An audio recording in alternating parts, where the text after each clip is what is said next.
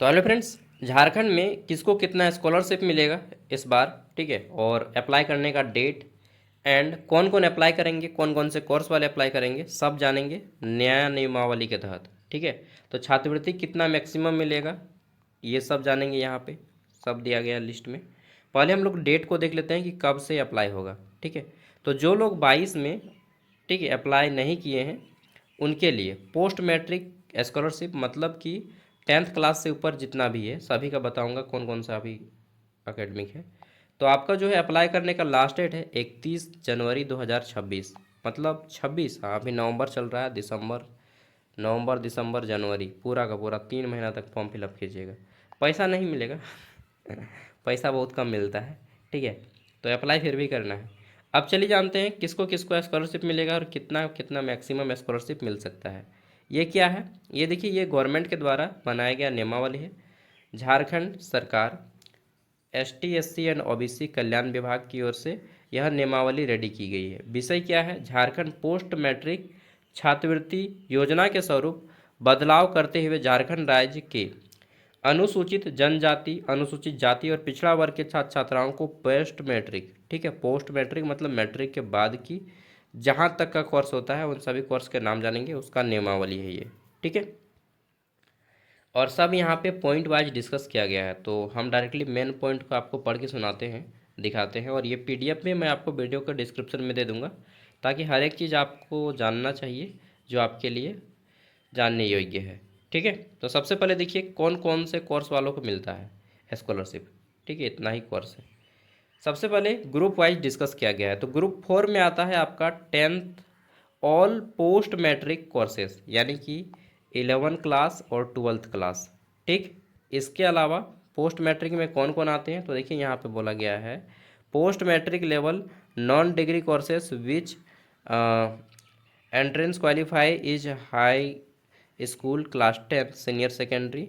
ठीक है, इसमें आपका आ जाता है क्लास 10 के बाद क्लास 11 12। इसके अलावा आईटीआई, इसके अलावा 3 ईयर डिप्लोमा जो लोग कर रहे हैं, पॉलिटेक्निक जिसको बोलते हैं, उन सभी को अप्लाई करेगा। ठीक है, ग्रुप 4 में। ग्रुप 3 में कौन कौन आते हैं, ग्रेजुएशन एंड पोस्ट ग्रेजुएशन वाले, यानी कि आप कुछ भी ग्रेजुएशन कर रहे हैं, चाहे आप बीए कर रहे हैं, बीकॉम कर रहे हैं, बीएससी कर रहे हो, या एमए एमएससी कर रहे हो, ये ग्रुप 3 में आते हैं। ठीक है, ग्रुप 2 में देखिए ए बी सी करके बांटा गया है। तो ग्रुप 2 का सी, ग्रुप 2 का बी और ग्रुप 2 का ए। ये किस में आते हैं, ग्रुप 2। तो ग्रुप 2 में आते हैं, ग्रुप 2 ए में देखिए other professional courses learning two degree diploma certificate in A plus plus A plus, ये सब क्या है, यूनिवर्सिटी का रैंकिंग है। ठीक है, तो इसमें जनरली कौन आते हैं, इसमें जनरली आते हैं टेक्निकल कोर्स वाले, जैसे कोई एमएड कर रहा है, ठीक है, कोई एम फार्मा कर रहा है, ठीक है, कोई डिप्लोमा कर रहा है, कोई सर्टिफिकेट कोर्स कर रहा है, बी फार्मा कर रहा है, बीएससी नर्सिंग कर रहा है, बीएफएस कर रहा है। ठीक है, तो कोई मास कम्युनिकेशन, होटल मैनेजमेंट, ठीक है, अलग अलग का जो कोर्स होता है, ठीक है, अलग अलग जो कोर्स होते हैं वो इसी में आते हैं। ठीक, इसके अलावा देखिए यहाँ पे जितना भी आपका ग्रुप ए में आता है कौन, तो प्रोफेशनल कोर्सेस, इसमें कौन कौन आ जाता है, तो इसमें अच्छा बोलिएगा कि बीएड किस में आता है, तो बीएड इसी में आता है। ठीक है, ग्रुप ए 2 में। और ये जो है आपका यहाँ पे प्रोफेशनल कोर्सेस, इसमें कौन कौन आते हैं, तो इसमें हाईली क्वालिफाइड, जिसमें पीएचडी हो गया, ठीक है, कोई एमफिल कर रहा है, ठीक है, कोई एलएलबी कर रहा है, एलएलएम कर रहा है, पोस्ट ग्रेजुएशन में है कोई, ठीक है, तो कोई क्या बोलते हैं, एग्रीकल्चर का कोई कोर्स कर रहा है, कोई फैशन डिजाइनिंग कर रहा है, तो ये सारे कोर्स में आपके ग्रुप ए में आते हैं, ग्रुप 1 में। ठीक है, इन सभी को मिलेगा, इन सभी का स्कॉलरशिप मिलेगा। अब बात करते हैं कितना स्कॉलरशिप मिलेगा। तो देखिए अकॉर्डिंग टू गवर्नमेंट ने डिसाइड किया है कि जिसका आय, ठीक है, आय जो है इनकम सर्टिफिकेट 2.5 लाख से कम हो सालाना, वार्षिक, वार्षिक इनकम जो है 2.5 लाख से कम हो, मतलब कि 12 महीना का जोड़ के आपका इनकम अगर 2.5 लाख से कम है तो आप इस पे स्कॉलरशिप पे अप्लाई कर सकते हैं। ठीक है, 2.5 लाख से कम होना चाहिए, हाँ, आपका इनकम 2.5 लाख से कम होना चाहिए। 2,10,000 है फिर भी चलेगा, लेकिन 2.5 लाख नहीं होना चाहिए। ठीक है, चलिए आगे देख लेते हैं। तो नेक्स्ट बात आती है कि कितना स्कॉलरशिप मिलेगा। तो स्कॉलरशिप ऑनलाइन अप्लाई करना होता है और स्कॉलरशिप कितना मिलता है। देखिए आपका जो बोनाफाइड बनता है उसके अकॉर्डिंग स्कॉलरशिप डिसाइड किया जाता है। ठीक है, और ये जो मिलता है आपको, इसमें कौन कौन कमेटी में शामिल होते हैं। तो ये देखिए, जिला स्तरीय अनुमोदन एवं अनुश्रवण समिति निम्न रूपेण रहेगा। तो ये लोग डिवाइड करते हैं, डिसाइड करते हैं कि अपने अपने ज़िला में, ठीक है, किस इंस्टीट्यूट को कब देना है, ये जिला वाला डिसाइड करता है। इसमें डीसी से लेकर के जिला कल्याण विभाग पदाधिकारी, अग्रणी बैंक के जिला प्रबंधन, कोषागार, जिला सूचना अधिकारी, ये सभी शामिल होते हैं। ठीक है, अब बात करते हैं कितना मिलता है स्कॉलरशिप, मैक्सिमम कितना मिल सकता है। तो देखिए यहाँ पे बोला गया है कि छात्रवृत्ति यानी कि tuition fee, academic allowances, maintenance fee के वास्तविक राशि तथा निम्न अधिकतम देय सीमा जो न्यून होगा वह राशि देय होगी। किसी भी परिस्थिति में इससे ज़्यादा आपको राशि नहीं दिया जाएगा। जैसे दो प्रकार का राशि रहता है, एक रहता है डे स्कॉलर, एक रहता है आपका जो हॉस्टल में रहते हैं। ठीक है, हॉस्टलर। तो देखिए जो डे स्कॉलर हैं, जैसे कि जो डेली जाते हैं स्कूल, जैसे कि 10th 12th 11 12th ITI diploma B Ed M Ed UG PG, ये सब डे स्कॉलर में आते हैं। हॉस्टलर में कौन आते हैं, जैसे कि आपका बीएससी नर्सिंग हो गया। ठीक है, तो प्रोफेशनल कोर्सेज जितने भी आते हैं, B pharma, D pharma, medical courses, B Tech वगैरह। ठीक है, तो ये हॉस्टलर कहलाते हैं। तो इनमें मैक्सिमम जो स्कॉलरशिप दिया जाता है, ये कितना कितना दिया जाएगा। देखिए आपका ग्रुप 4, ठीक है, ये टेक्निकल वाले आते हैं, नॉन टेक्निकल वाले इसमें आते हैं। जनरली मैं कोई खास नहीं बांटा गया, फिर भी मैं आपको एक अनुमान बताता हूँ। ग्रुप 4 वालों को मैक्सिमम टू मैक्सिमम कितना मिलेगा, 30,000। अब आप देख लीजिए ग्रुप 4 में कौन कौन थे, तो 10th 12th ITI डिप्लोमा यही सब थे।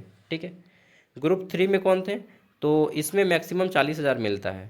ठीक, अच्छा यहाँ पे और एक बार दिखा देता हूँ मैं लिस्ट, ताकि और एक बार ये ग्रुप के अकॉर्डिंग आपको मैक्सिमम कितना सैलरी मिलेगा, सॉरी स्कॉलरशिप मिलेगा, वो डिसाइड किया गया है। ठीक है, अगर आप यूजी पीजी कर रहे हैं तो ग्रुप 3 में आइएगा। अगर आप 10th 12th ITI डिप्लोमा वाले हैं तो ग्रुप 4 में आइएगा। ठीक है, अगर आप बीएड एमएड या एम फार्मा डिप्लोमा सर्टिफिकेट ये सब कर रहे हैं, ठीक है, बीएड कर रहे हैं, एमएड कर रहे हैं, diploma certificate, maintenance, M Ed, M pharma, तो ये सब आप इसी में आएंगे। ठीक है, इसको ध्यान रखिएगा। ग्रुप 2 में आएंगे, और ग्रुप ए में आते हैं पीएचडी वाले। ठीक है, पोस्ट डॉक्टरेट या पीएचडी, एमफिल, एलएलबी, एलएलएम। ठीक है, तो ये इसमें आते हैं, या veterinary agriculture, technology, dairy technology, B Tech वाले। अब देख लीजिए ग्रुप ए बी सी किस में आते हैं आप। ठीक है, अब चलिए मैं बताता हूँ।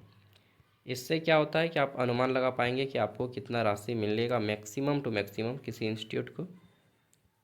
कहाँ गया यार, हाँ आ जाते हैं। तो यानी कि 10th और 12th वालों को मैक्सिमम टू मैक्सिमम कितना मिल सकता है, 30,000, और जो हॉस्टलर है उनको 35,000। ठीक है, जो यूजी और पीजी का कोर्स कर रहे हैं उनको मैक्सिमम टू मैक्सिमम 40,000 मिलेगा, और जो हॉस्टलर है उनको 45,000। ठीक है, ग्रुप सी में भी जो ग्रुप 2 में आते हैं और सी में आते हैं मैक्सिमम 65,000, और इसमें आपको मिलेगा 60,000। ठीक है, जो एमएड या बीएड कर रहे हैं उनको मैक्सिमम 75,000 हॉस्टलर है तो, और डे स्कॉलर है तो आपको 70,000 मैक्सिमम मिल सकता है। ठीक है, सेम इसी तरह से इनमें 65-70। इसके अलावा देखिए अगर आप हॉस्टलर हैं और पीएचडी वगैरह कर रहे हैं तो 1 लाख मिल सकता है मैक्सिमम, और इसमें आपको 90,000 मिल सकता है डे स्कॉलर है तो। ठीक है, तो इस तरह से डिस्क्राइब किया गया है कि किसको कितना मिलेगा। तो मैक्सिमम जो स्कॉलरशिप मिलता है किसी को वो 1 लाख या 90,000 बोलेंगे। ठीक है, मिनिमम स्कॉलरशिप कितना मिलेगा, जैसे आपका मान लीजिए बोनाफाइड बन गया है 20,000 का। ठीक है, तो आपको स्कॉलरशिप मिलने की संभावना रहेगी 45,000 के आसपास, मतलब उसका 2 गुना से कुछ ज़्यादा ही मिलता है। सपोज दैट आपका बोनाफाइड बनता है 1200 का, जो कि 10th 12th में जनरली बनाया जाता है इतना का, तो आपको जो स्कॉलरशिप मिलेगा 2600-2700 के आसपास मिलता है, इसका 2 गुना से 1-2% ज़्यादा। ठीक है, अगर आपका स्कॉलरशिप बनता है 5,000 का, तो आपका बोनाफाइड बनता है 5,000 का, तो आपको स्कॉलरशिप मिलने का लगभग 12,000 के आसपास। ठीक है, तो इस तरह से आपको जनरली दिया जाता है स्कॉलरशिप। जितना वहाँ पे बोनाफाइड बनता है उससे 2 गुना से कुछ ज़्यादा मिलता है। ठीक है, तो आप जो भी खर्चा होता है जनरली वो देखा जाता है, लेकिन हर चीज़ में ये फॉलो नहीं करता है। ठीक है, हर चीज़ में ये रूल फॉलो नहीं करता है। जनरली एक कोई ख़ास पैरामीटर नहीं है, मैं जस्ट जो मतलब एक्सपीरियंस है लिया हूँ, जैसे मुझे स्कॉलरशिप मिलता था, ठीक है, यूजी पीजी तक, तो वो सारी चीज़ें मैं खुद के आधार पे बता रहा हूँ। ठीक है, और लोगों के अनुमान के आधार पे, ऐसा कोई फिक्स नहीं कि कितना मिलेगा। ठीक है, चलिए, और मैक्सिमम टू मैक्सिमम कितना मिलेगा वो भी देख लिए। और आप झारखंड के बाहर के राज्य से हैं तब भी आप स्कॉलरशिप अप्लाई कर सकते हैं। स्कॉलरशिप अप्लाई करने के लिए कोई एज क्राइटेरिया नहीं होती है। ठीक है, चलिए, तो अगर आपको ये पीडीएफ चाहिए, आप पढ़ना चाहे तो पढ़ सकते हैं, वैसे कोई मेन पॉइंट नहीं था, जो भी मेन पॉइंट था मैंने आपको डिस्कस कर दिया।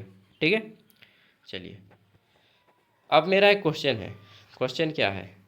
झारखंड के कल्याण विभाग के मंत्री कौन है, बताइएगा। बता पाएंगे? चलिए देखते हैं।